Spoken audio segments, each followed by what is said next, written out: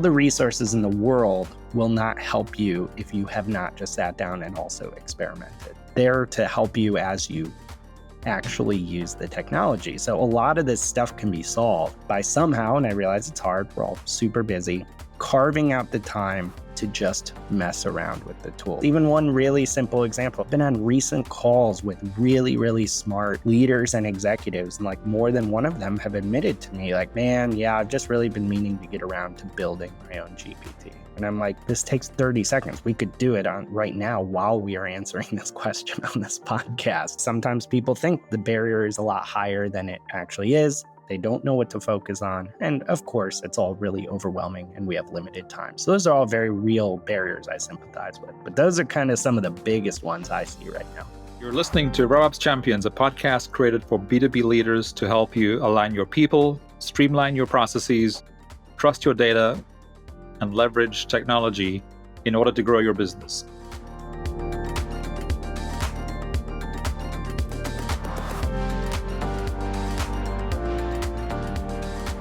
Mike Kaput, welcome to RevOps Champions. It's good to have you on the show. For sure. Thanks for having me. Tell us a little bit about Marketing AI Institute. I mean, I cannot believe how long it's been. You know, I keep thinking it's still like 3 or 4 years old, but it's been going for a lot longer.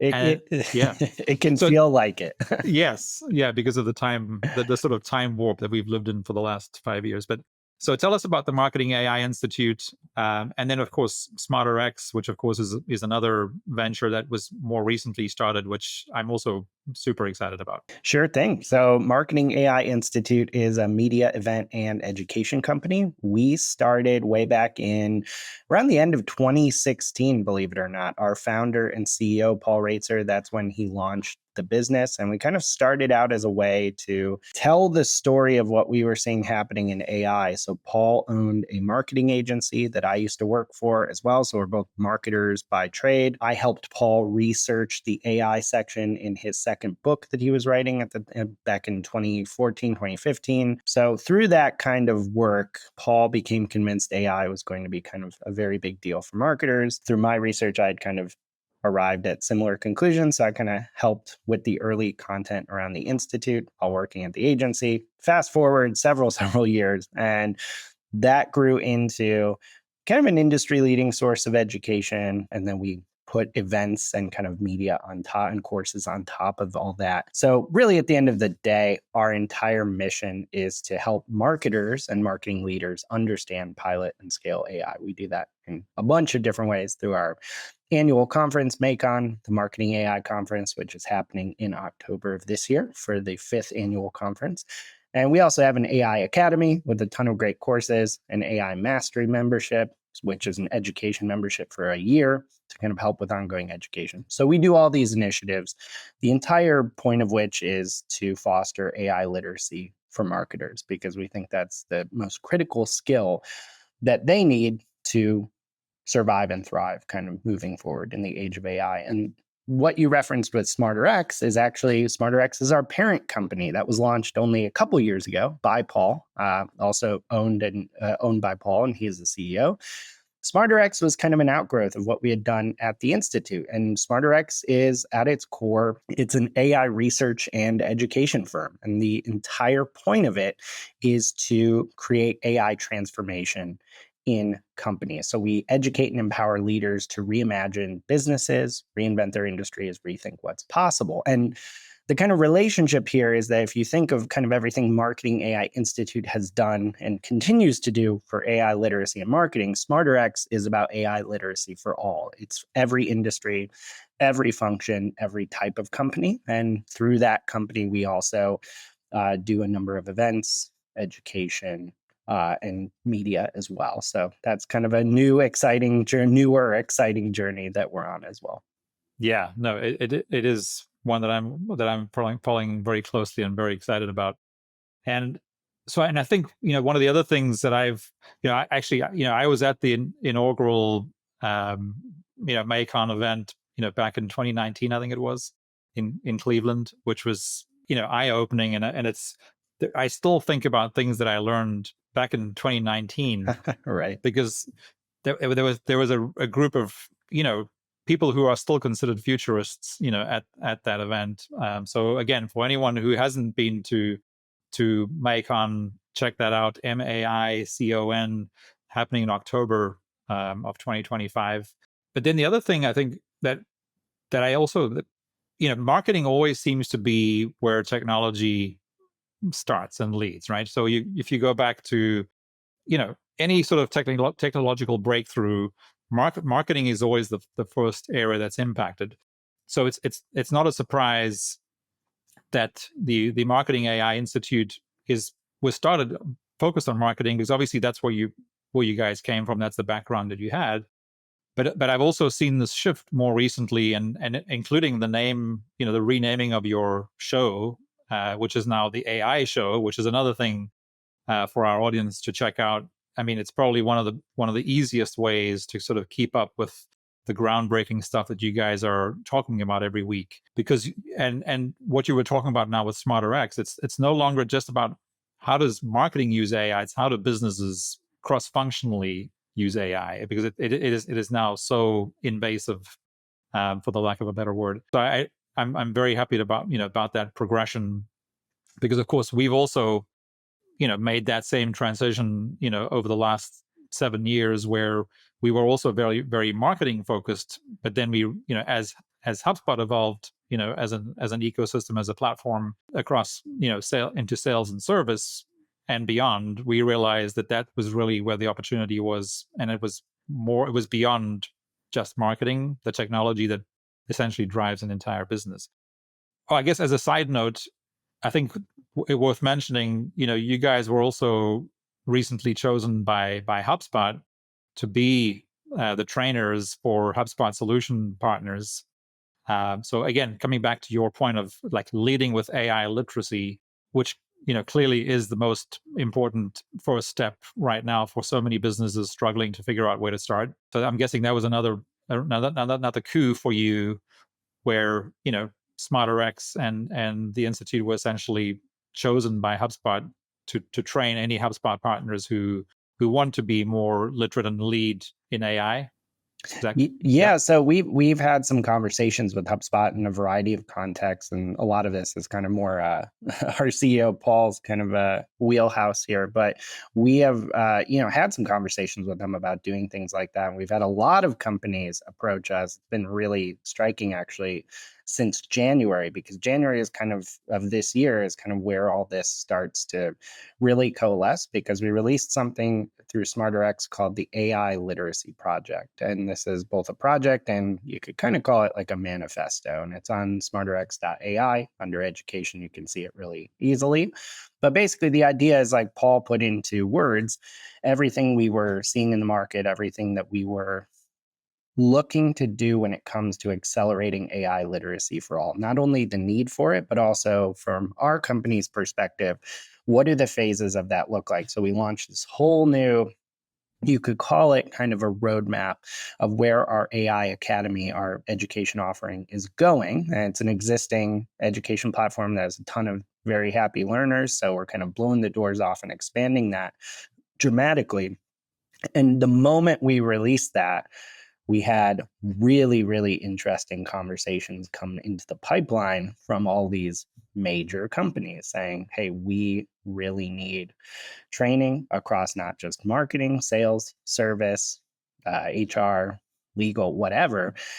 We need this training for our teams, because what we're doing now is not working necessarily. It's moving too slow, or we don't know where to start. So that's been really, really exciting. And it just validates in a huge way. AI literacy isn't the only thing, but it is kind of the core starting point where I think a lot of companies underinvest or just kind of go wrong. And that's why you have a lot of these companies, unfortunately, and we've worked with plenty of them, that spend a large amount of money and time and energy providing their teams with really costly or complicated tools, and they expect, well, we just spent X amount on AI. Why isn't it working?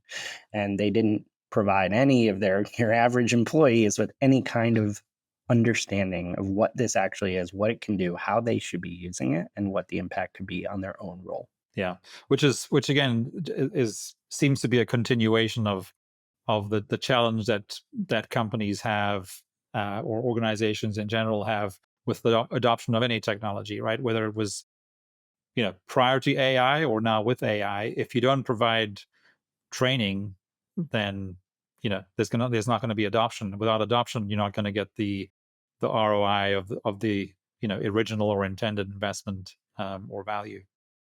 So yeah, no, I think again what you guys are doing is incredible. And again, for anyone listening who hasn't yet figured out how to provide that sort of training, either for themselves or for their leadership or for their teams, I think all the resources that you've already mentioned around the Marketing AI Institute or SmarterX are a really good place to start. That's where I started myself, last year as that first became available. So thanks for all you do, Mike. We try. We're glad people. It's resonating with people. It's been a long journey. Right. So, Mike, you have a front row seat in this super exciting, AI roller coaster. What are you currently most excited about? Man, I feel like so much, but if I had to pick recently, what I'm most excited about is just the absolute treasure trove of advanced models that we now have. I mean, it seems like years ago that every new product release comes out, and then I look back and it's like weeks or maybe a month. But I would say the biggest, most recent exciting development has really just been how good these reasoning models are getting. So, we're able to get so much done and do so many cool things with your kind of advanced but non-reasoning models like a GPT 4.0, right? It's still really, really impressive and usable for so many great things. But then just like having access to something like OpenAI's O3 or Gemini 2.5 Pro, the amount of high-level strategic and creative work and brainstorming and execution we've been able to do in a short time with that level of intelligence has just blown me away. That's where you start to really see, beyond all the other cool stuff, the true promise of these tools, because you're reckoning with a tool that is essentially as smart as you in a lot of different domains, if not smarter. So I'm not saying these models can do everything, but if you are any type of marketer or business person doing any type of planning, strategizing, forecasting, the higher level, maybe executive stuff you're tasked with, and as a part of any quarter or year, I'd highly, highly recommend, if you can, trying out these tools for this higher value, higher order work, because it is stunning what they can do. I think you're absolutely right. But one of the challenges, of course, is I mean, you just mentioned, 3 incredible tools as starting points, and this comes up, at least on a weekly basis, often more frequently, internally here at Dynamico, where everybody has kind of their favorite tool that they're using to be sort of their thinking partner. And I think one of the challenging things is, like, so a bunch of us, we're starting to lean towards, ChatGPT, 4.0, for example, even though there's a few, again, because of their roles, that they still prefer, Claude. But then yesterday when it came up, it was, one of our engineers was saying, well, in fact, what the stuff that Gemini is doing right now is just off the charts. So I think that's one of the challenges, is like you want to commit to a tool just so that so that it doesn't become more complicated for you every day to switch. But what do you advise folks in that situation where they're comfortably using one, and then they hear, and of course we're all impacted by shiny object syndrome, some of us more than others, that in fact we actually already have access to all the free all the Gemini tools.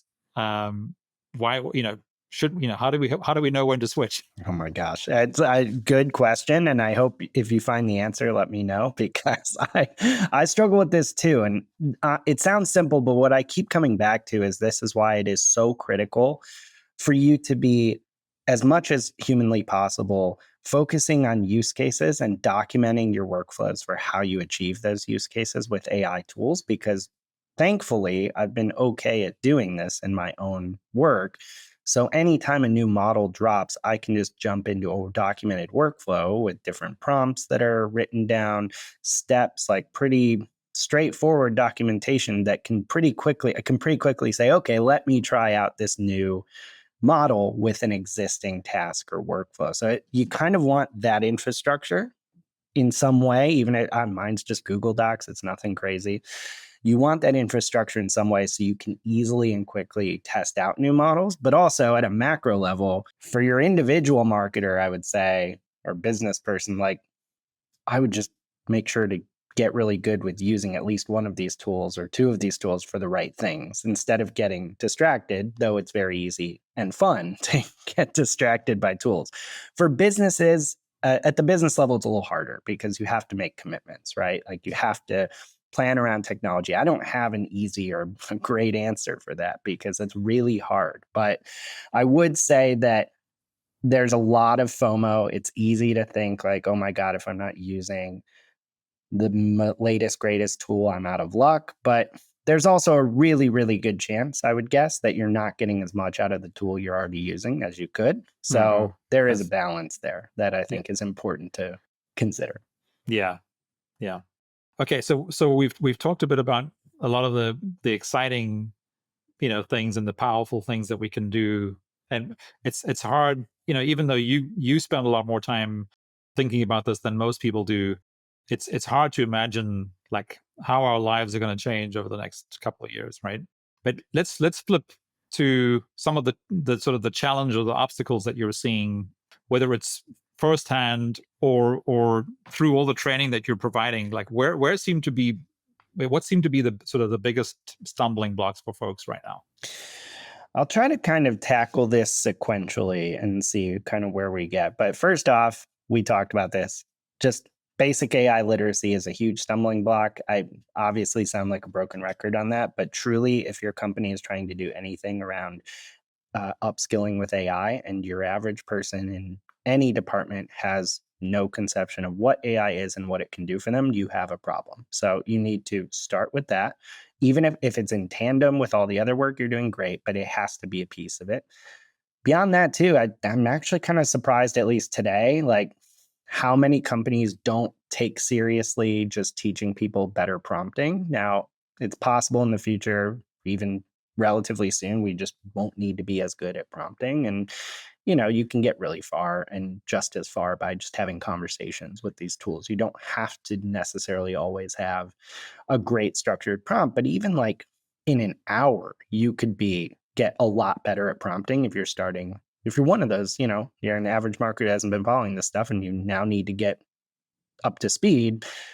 I'd spend an hour learning a prompting framework and like figuring out maybe a GPT to help you write prompts or even just whatever you need to talk to the models about to get a good prompt.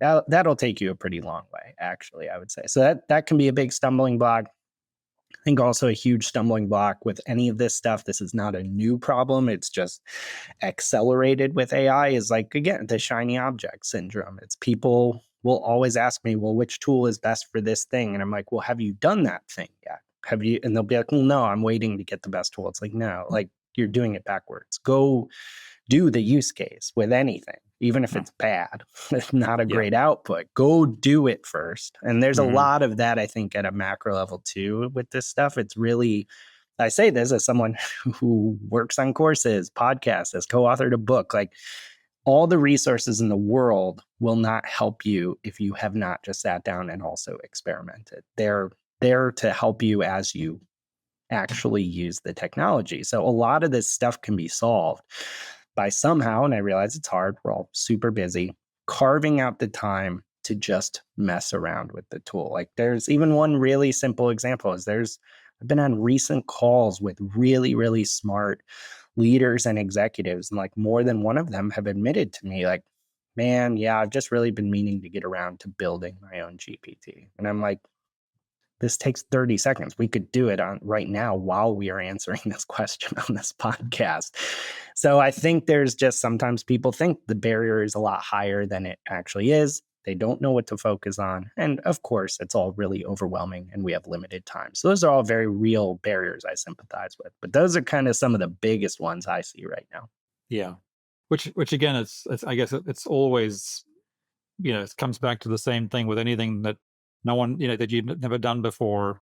It's kind of like the analogy of, how do you run a marathon? You take the first step, and it's just whatever it's going to take that first step. And you did a post recently on LinkedIn where you were kind of, addressing folks who, and hopefully there's not too many of them listening right to this, but where you essentially saying, like, if your company is not providing, AI tools for you to do your work yet, then just get a paid cheap tool. It's $20 a month, and just start using it for your personal use. Like, how do you prepare meals, and how do you, just things that you're doing personally that you need to get done, and just saving you time, at home. And again, that adds to your literacy. And then, eventually when the company you're working at introduces it, you're going to be ahead of the folks who haven't done that, right? 100%. And I'm sure there's plenty of people listening that are not, like you said, in that scenario. But I think you'd also be, well, I was surprised at least by how many limitations companies are putting on how people can use the tools they also have. Like, I've seen a lot of companies that have their own kind of custom versions of these tools that have way less functionality. And I get there's considerations. I don't know the ins and outs of each company, so I'm sure there's some good reasons for it. But if you have not even used at work basic things like file uploads, data analysis, image generation, reasoning models, GPTs, then yeah, I think you would be well benefited by working on that in your free time as much as possible, because it's going to be so critical for the next job you get, or then when you do get access to those things at work. Yeah, yeah. How do you address the question that some leaders who aren't moving as fast as you think they might, who are concerned about security, so data security? How do you sort of respond to that concern? It's a huge barrier. That's probably the one big barrier I left out of your previous question, is there's very, very real, very, very hard to solve questions around data security. I mean, kind of the typical advice we give, because every company is they struggle with the same problems, but the ways they address them and the considerations they have are all so different. So it makes it very, very hard to give kind of one size fits all advice. But this is why we often say to people, as you are going down the journey of kind of AI transformation and AI literacy, as you're, say, forming AI councils or coming together to solve this stuff, this is not just an IT thing to solve. It's not just, oh, we're going to start with marketing and have them solve it. You almost certainly need to be talking to your legal and security people from day one. And I know a lot of people listening might not love that idea, because that can slow you down quite a bit, but it is absolutely imperative. You have to just involve these people, because they will get involved, like it or not, at some point.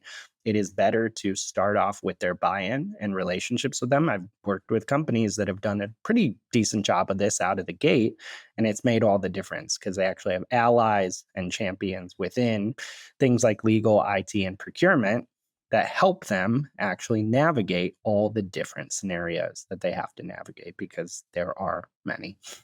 Yeah, yeah. So, I mean, so for, I guess one of the things I think about is, not every business attorney. So, for example, let's just say, a few thousand companies hear this message and they go, oh, well, we should just reach out to our business attorney. I mean, what percentage of those business attorneys are going to be up to speed on this, AI security question or data security question? That's a huge challenge. You see it a lot in, especially too, around questions like IP as well, where Yes. people are worried about copyright and IP. It's a huge, huge concern. There's a lot of legal professionals that are starting to get up to speed on this. Lots of people that definitely in some of our stuff, some of our events, you can find, I'm sure, on our website, some names and some resources you can check out. But yeah, you have to wonder, like, how much of that market is truly up to speed on something that is so bleeding edge, like now, that basically nobody's fully up to speed. And even the ones that are often admit there's lots and lots of gray areas and question marks still. So big challenge. If you, I guess I would say, don't take this as any type of actual legal advice, but if you are talking to a lawyer that has no idea about this stuff, you probably need to find someone that does. Yeah. Yeah. And know that, again, they're going to err on the side of, being, so they might actually tell them, they might advise you to actually do less than what you should be doing. So, and that's where, again, leaders have to make a decision, a balanced decision on, like, how do we push forward? Because if we don't push forward fast enough, we're going to get left behind. But find the balance of, like, yeah, well, but let's make sure we don't have any security issues where, if we expose, customer data and we have an issue, we that might be the end of the business.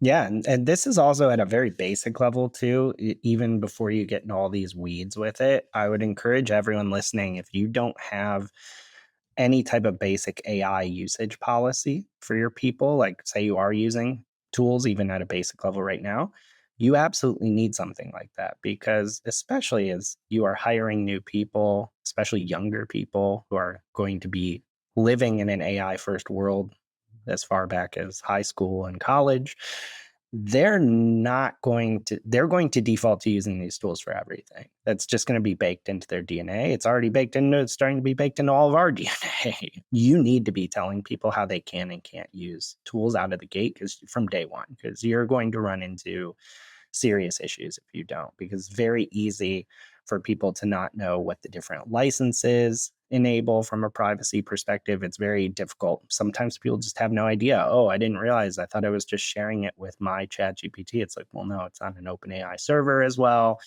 Lots and lots of really avoidable basic pitfalls that you can at least solve for with a really solid policy that's well communicated, while you're untangling all the very hard legal and privacy questions.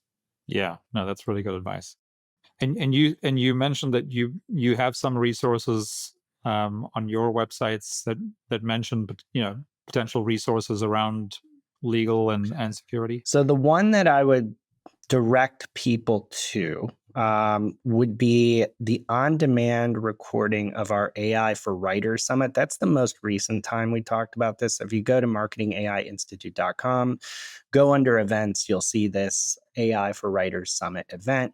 You can get on-demand recordings. We had a whole session or two on AI for copyright and IP. And so those would also be people that their firms, while they're, IP attorneys, there's also people on panels at that event that were that do work like this as well from a legal perspective. So we don't have like a centralized like database or resource, but those would be the people I would start looking at. Right. So, is there an episode number for that one?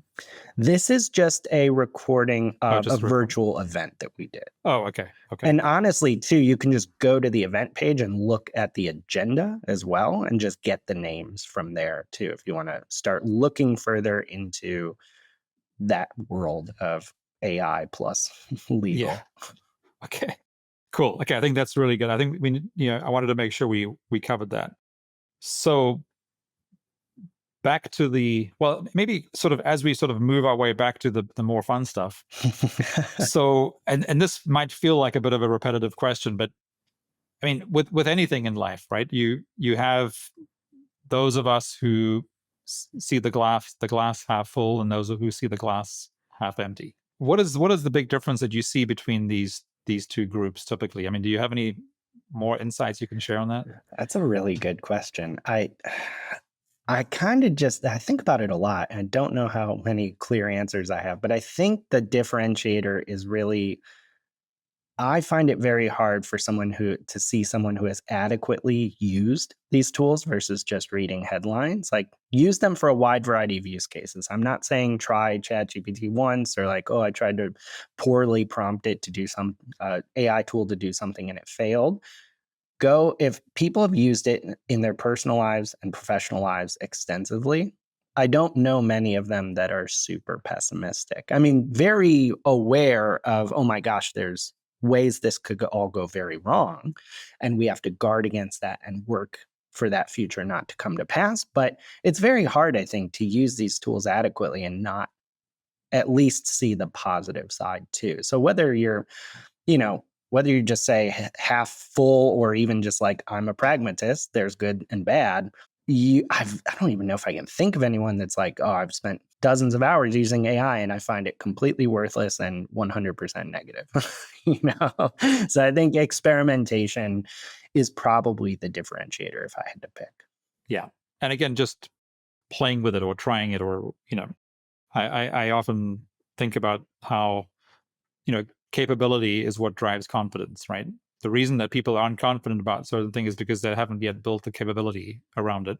And that could be really basic, like the example of that you gave recently of, just use it to help you plan your menu for the week or whatever, Yeah, and it's also it's such a hard information environment to be into because there's so much hype and so many headlines around AI. And I'm not at all trying to diminish the negative sides because there's a lot of things that we need to figure out, and we'll see if this ends up being net positive or net negative. But from a very practical perspective, it's very hard to make the argument there are not benefits to sometimes using these tools for some things. Yeah. Yeah. No, totally. Mike, I'm just thinking, so RevOps, there are two, so there's an increasing amount of talk around, so a lot of what we do is considered RevOps, right? Because we're not just implementing and integrating the CRM and all the tools that our clients are using. We're also advising them on how to set things up so that they have alignment not just in their tech stack, but in their data and their processes and their teams, which is all that enablement stuff that is often called RevOps. And there's an increasing amount of talk in AI RevOps or AI for RevOps. Do you have any sort of thing, any perspective on that, or as you've sort of gone from working with primarily marketers, and that's obviously still where you have most of your experience, but as you've now started working with cross-functional teams in sales and service, and you mentioned HR and beyond, just sort of literally giving leaders visibility into what they're trying to do. Any thoughts on AI to support RevOps? Yeah, I would say I'm kind of reminded actually because it's so top of mind. We had this big virtual event yesterday, an AI for B2B Marketers Summit. And one of the sessions was by Katie Robert at trustinsights.ai. They do a ton of work with AI consulting and data consulting. And Katie's whole talk wasn't even about what should you do with AI. It's how do you get your data ready for AI. And it wasn't strictly just RevOps examples, but that it really struck me as this very clear example of what I see often in these kind of areas is you get in all excited to use AI and to deploy AI, and you very quickly realize, oh my gosh, we have all the same issues and problems that RevOps needs to have solved or works on solving before AI was even a thing, right? So the fundamentals like data quality, cleanliness, silos, process documentation, all this stuff that ends up being a huge inhibitor to doing RevOps right, that's also just directly a huge inhibitor to doing AI right. So I actually think like I'm sure AI is going to transform what becomes possible in RevOps, but my guess, at least for today, would be that really good RevOps pros, you're probably needed more than ever to untangle this stuff because it is going to be absolutely critical to do anything useful with AI. Yeah, no, I think that's really good insight. And as we were sort of starting to unpack this last year, knowing that this was a train that was coming down the tracks pretty quick, where do we start in guiding our clients from an AI perspective? And exactly to what you just said, we realized there's actually very little difference in how we would advise them to adopt any technology. Yep, right. And so we sort of kept boiling it down to, well, what is the very first layer and the sort of the foundation?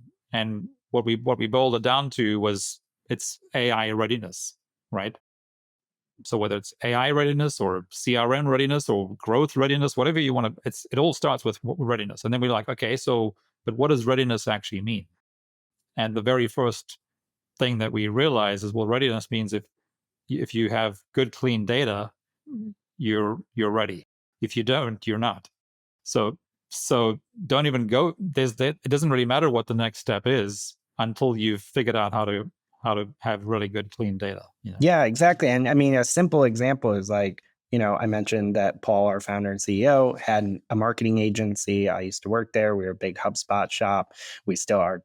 The companies today run on HubSpot. So super familiar with that, obviously. But we would go to clients all the time that, our whole thing was like transforming your marketing strategy, because with this newer thing at the time called inbound marketing, and really doing these basically a digital transformation with these companies. And like 90% of the time, the first, I don't even know how much time was just spent on like, you don't even use the technology you have. It's a mess.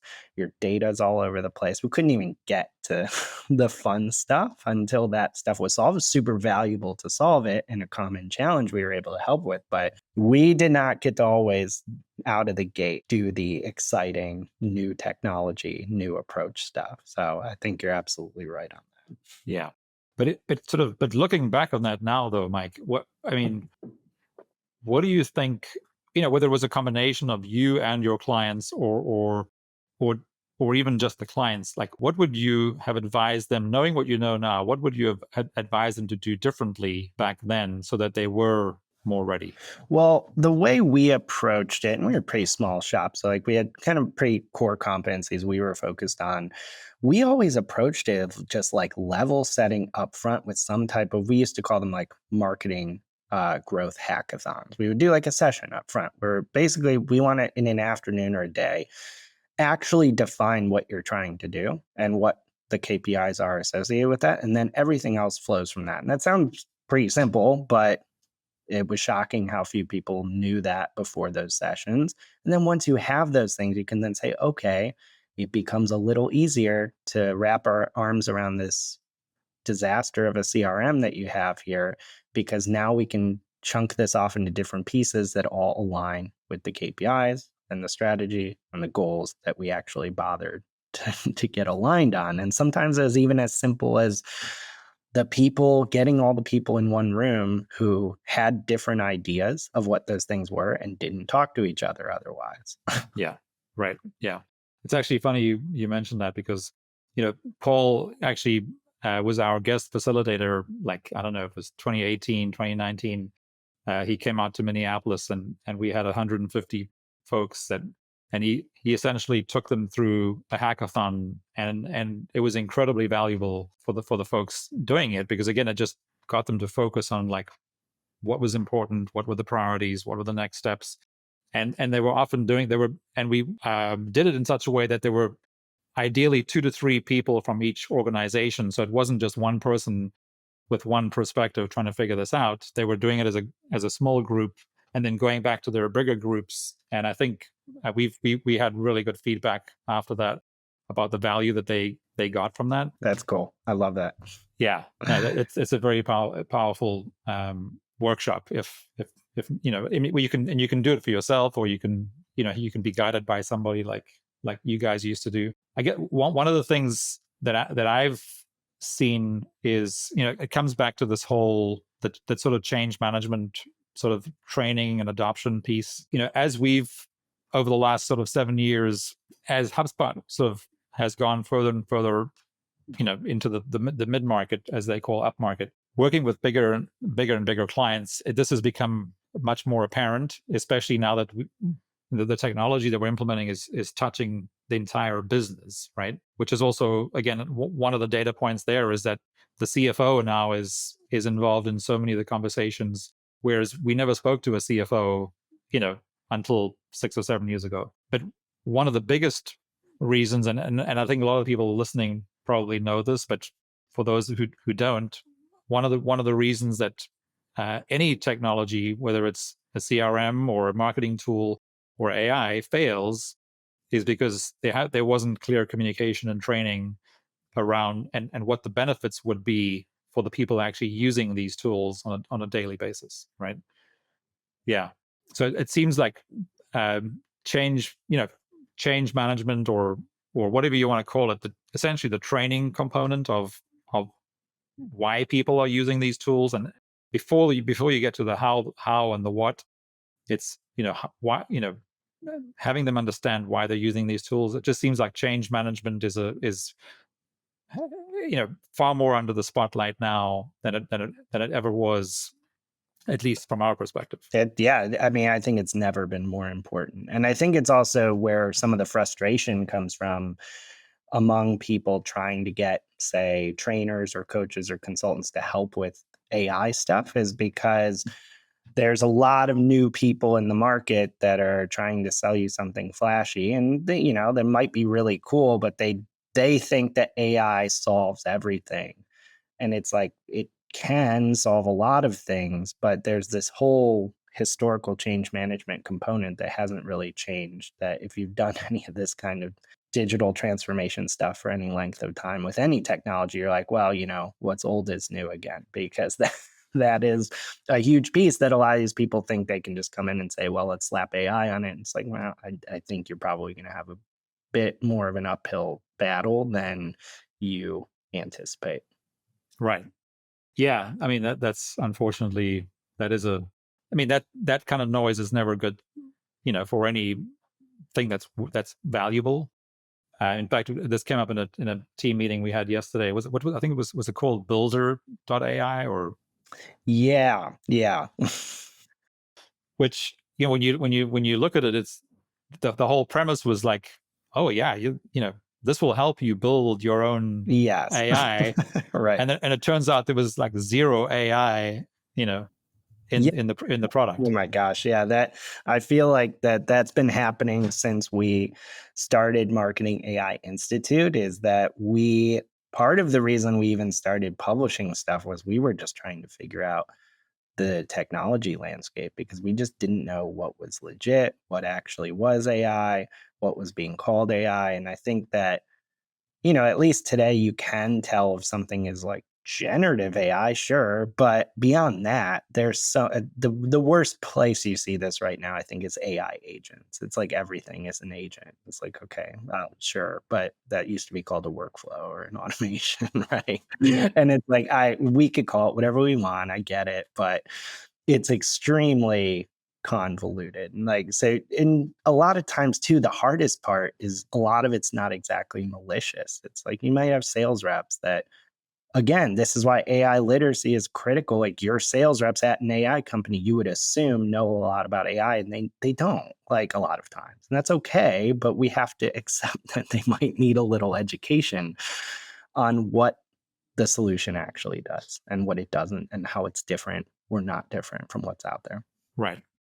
Which comes back to the whole training and communication piece. Yeah. Education. Yeah. You're right. Yeah. I mean, I think, naming is such an overlooked thing, because when you start using the same name for 100 different things, it's not a surprise that eventually it becomes confusing, that people really don't know what you're talking about, right? For sure. I'm biased. I'm a writer by trade. So I think if you're indiscriminate with your language, it's easy to get indiscriminate with your thinking. Yes, that's a really good point. I love that. So, Mike, as we wrap up here, what sort of final words of advice? I mean, I know this is moving so fast, and this better than everybody, pretty much, because of where you're at the cold face. What advice do you have for folks here? Summer 2025. We know if I have you back here in the fall, it'll be a different answer, but maybe. What advice do you have in closing? I would say, if you have not yet begun to act with urgency towards AI, it is now the time to start. I don't want to say people are behind, because I don't really think that many people are that far behind. And I think even if you are, you can catch up really quickly if you do some of the right, like a select few right things. But I would say, if you have kept punting this a bit and saying, well, I'm going to find the time next quarter, or we're going to really get on it next quarter or next month or whatever, you need to step back and rethink what's happening. Like, I don't care what it is that you do in a day. Every day has to be moving the ball forward a little bit. I'm not even saying it even has to be using AI more. Even if all you can do in a day is document another workflow as you're doing it. Or like even that is going to end up benefiting you to becoming much more of an AI forward professional, even if you don't touch chat GPT in a given day. If you're still whatever you can be doing to move that ball forward every single day, I think that's critical because it's just like, we all say this, like, you're not going to find the time. You're not going to say, you have to just make it. And it sucks. Like, I get it. Nobody wants to hear that. I'm not saying you got to carve out 3 hours every night to do it. I'm saying figure out how to turn what you're already doing and you already have to do into an opportunity to either learn more, use AI more, or put the infrastructure in place so that when you do have a moment to breathe and you can think more deeply about a workflow and how it could be AI forward, that you actually have the infrastructure ready to do that, like that process, a series of steps, a checklist, even the most basic stuff, just inch by inch, move it forward. Yeah, I think that's really good advice. Because I mean, if you think about it, if you just do one thing a day, in a year from now, that's 365 things that you've done that are getting you closer and keeping you ahead. And it kind of reminds me of another scary statistic, which I'm sure you talk about a lot, where they say 100% of leaders know that AI is a massive opportunity and will have an impact on their business one way or the other. Yet only 5% of them are actually doing something about it, Yeah. right? So I think to your point, if you're not doing anything yet, you're one out of every 20 people who's in the same boat. So just take that one additional step, and suddenly you're ahead of 18 other people. And I'd also say too, it's hard to get in this mindset sometimes. It's very hard for me, but don't overthink it, because I realize there's 1,000,001 considerations, concerns, and things are happening so fast. I can't guarantee any of us are going to be able to stay ahead of it. But if you are feeling really overwhelmed, or if you're just like paralyzed at where to start, focus on your own role to begin with. Like, I even have to tell myself this, like, I don't need to know every single possible thing going on in AI, though, even like that's increasingly part of my job. I sometimes, when I get overwhelmed, say, okay, we're going to take a breath. We're going to focus on AI for content today, because that's what I'm working on, even though my remit of using AI goes far beyond that these days. But I say, okay, we're going to do, or even within that, it's going to be AI for subject lines today. It's going to be AI for plot, or whatever it is. Focus on how it can be applied to your own role. That will get you really, really far, even if it doesn't feel like you did a ton in a given day.